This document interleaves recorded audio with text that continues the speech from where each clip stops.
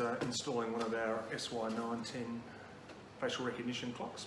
Okay, in the box, once you've opened the box, you'll find a number of components that you'll need to do this installation. First of all, you'll have a how to install manual, which will have the instructions and a Cat5 cable. You'll also have a power pack, 240 volt power pack, which you'll require. You'll have a pack of screws, which you'll have two different for both plaster and for hardwood surfaces. And you've also got two very small locating screws which go in the bottom of the bracket. We'll go through those. In the box you'll also find the mounting bracket, okay, and obviously the clock. Clock itself, okay, and the mounting bracket go fairly simply together. Okay, on the back of the clock you'll find two little locating holes at the top. When the clock's to be mounted on the wall, the bracket itself just slides up into that locking mechanism and holds in place with the two screws at the bottom.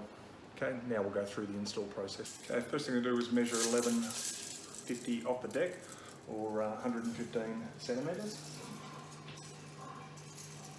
What I do is just put a marker on the surface that you're going to be working with. Once you've done that, it's just a matter of getting a leveler and running a line across that leveler. Okay, just a faint outline which you're going to use for mounting the bracket. The bracket itself, we use two small bottom holes, okay, for the use of the locating line. So the line I've just drawn, we'll be using that line. Okay, so that line is here.